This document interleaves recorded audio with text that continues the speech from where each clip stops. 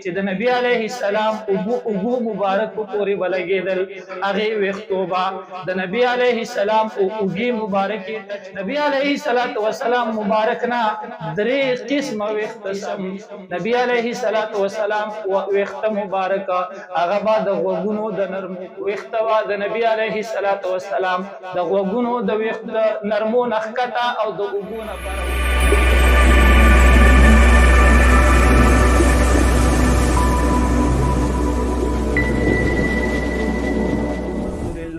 والصلاة والسلام على رسول الله.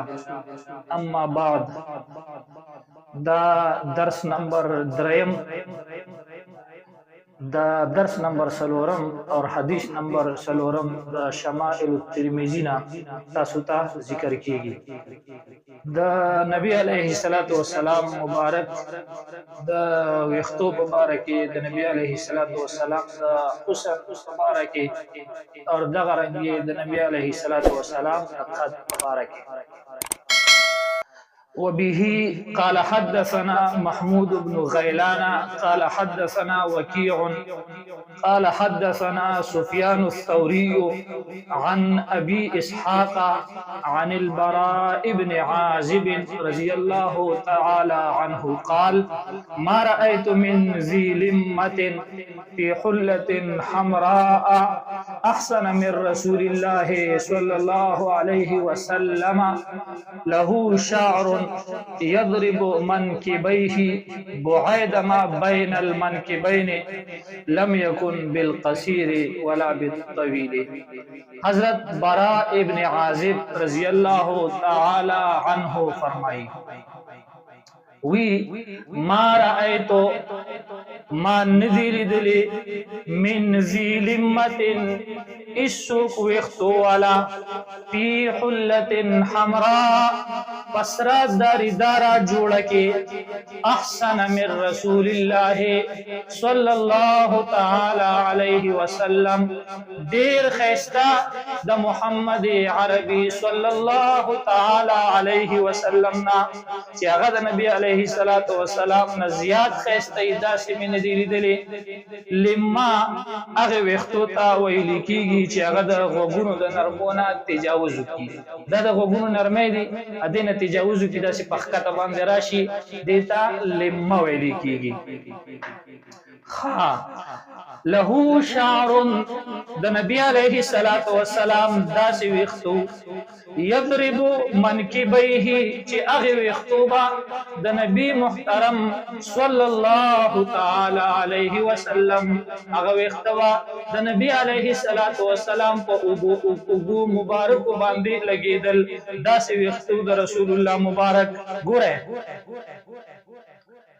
نبی علیہ السلام ویخته درې قسمو تاسو ته اولنی حدیث کې تیر شو. په اولنی حدیث کې تاسو ته تیر شو چې د نبی علیہ السلام مبارک ویخته وی عظیم الجمه غن ویختو والو د الله رسول الی شحمت اذنیه اور د نبی علیہ السلام دا ویخته مبارک د غوګونو د نرمو پوری ورا د غوګونو نرمه دی د غوګونو د نرمو پوری د نبی علیہ السلام مبارک ویختو.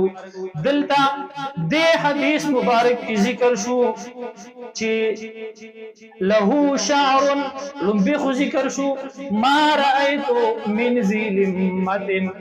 حضرت براء ابن عازب رضی اللہ عنہ فرمائی چې ما ندی لیدلی سوک ویختو والا فی حلت حمراء پسرا داری دارا جوڑا کے اور لما اغی ویختو تا ویلی کیگی چی اغا دا غوگونو نا دا سخکتا شوی اگو تا نیر سیدری خود دا غوگونو دا نرمون پخکتا تجاوز کری.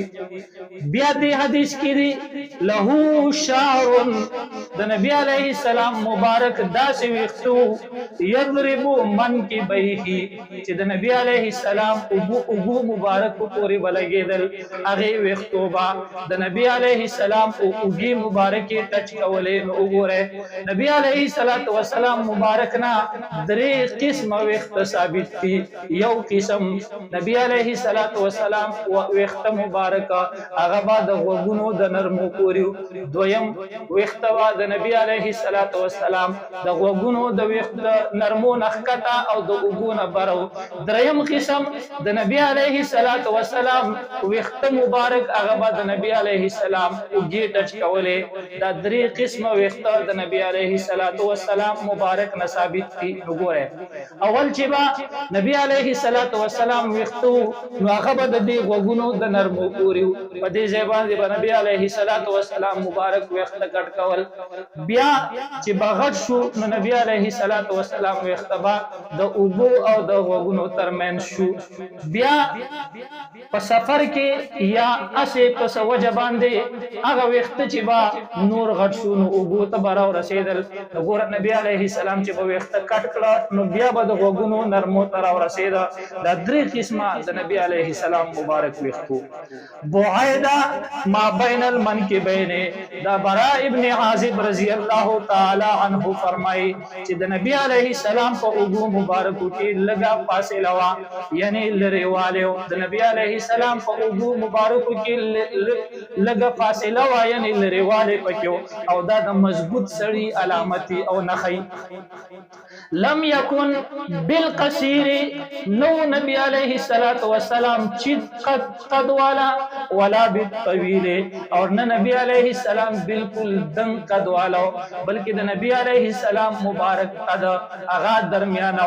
اور دا مې درته ویلي چې نبی علیه السلام مبارک با د صحابه کرامو سره ګرځېده، د هغې سره به ولاړو. نبی علیه السلام مبارک با لوړ ښکارېده، دنګ به ښکارېده. خو دا د نبی علیه السلام دا لوړ او دنګ ښکاره کېدل دا د قد په اعتبار سره نه و، بلکې دا د نبی علیه السلام معجزه وه. الله جل جلاله عم نواله دی د نبی علیه السلام تمام طریقې اور تمام سنت اقوال او افعال الله تعالی دې منګ او تاسو ته هغې باندې د عمل کولو توفیق را نصیب کړي. واخر دعوانا ان الحمد لله رب العالمین.